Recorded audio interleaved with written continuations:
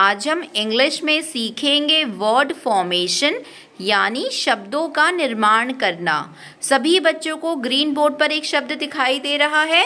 Yes ma'am. ये शब्द है एवरीथिंग और इसी शब्द से हमें नए शब्द बनाने हैं। देखिए एवरीथिंग में जो भी लेटर्स आए हैं इन्हीं लेटर्स में से आप अपने लेटर सेलेक्ट करिए और एक नए शब्द का निर्माण करिए।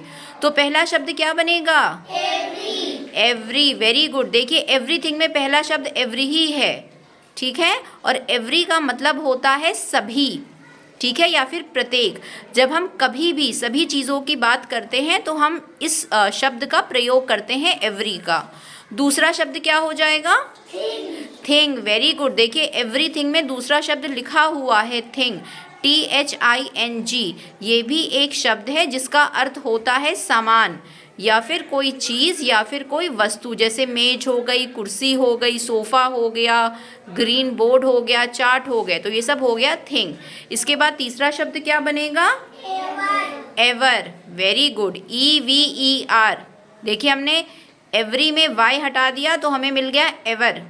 एवर का मतलब होता है हमेशा। कोई चीज़ जो हमेशा हो रही है उसको हम बोलेंगे एवर, ठीक है। तो एवर का मतलब हुआ हमेशा होने वाला। इसके बाद चौथा शब्द क्या बनेगा? रिंग। Very good.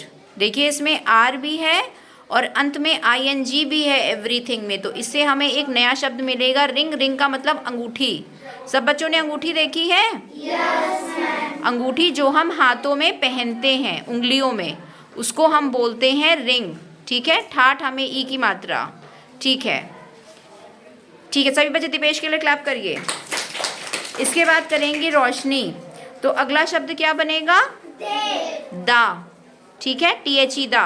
दा का मतलब होता है वही, ठीक है। जब हम किसी स्पेसिफिक चीज़ की बात करते हैं तो हम दा का इस्तेमाल करते हैं और ये डेफिनेट आर्टिकल होता है। इसके बाद शब्द क्या बनेगा? वेरी। क्या बनेगा? VERY, ठीक है। वेरी का मतलब होता है बहुत। जब कोई भी चीज़ बहुत ज़्यादा हो तो हम उसको बोलते हैं वेरी, ठीक है। इसके बाद शब्द क्या बनेगा? गिव। गिव का मतलब देना। जैसे हम किसी को कोई सामान दे रहे हैं तो हम इसका प्रयोग कर सकते हैं गिव का, इस शब्द का मतलब देना। लिखिए दादा में एक ही मात्रा, ना देना। इसके बाद क्या शब्द बनेगा? थिन। थिन का मतलब पतला। जैसे कोई व्यक्ति मोटा होता है उसको बोलते हैं फैट, कोई व्यक्ति पतला होता है तो उसको हम बोलते हैं थिन। इसके बाद क्या शब्द बनेगा?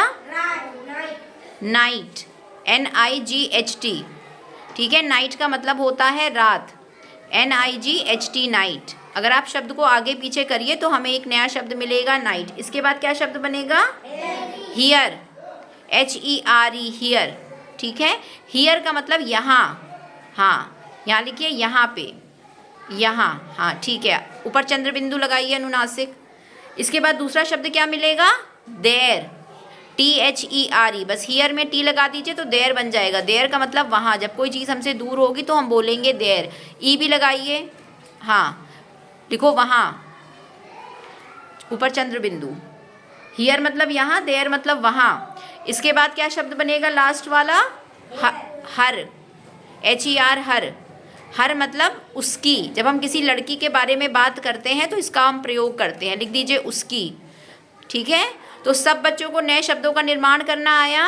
Yes ma'am. इसी तरह से आप कोई भी शब्द चुनकर नए शब्दों का निर्माण कर सकते हो। तो सब बच्चे इन लोग के लिए क्लैप करिए, रोशनी के लिए, शिवांशी के लिए।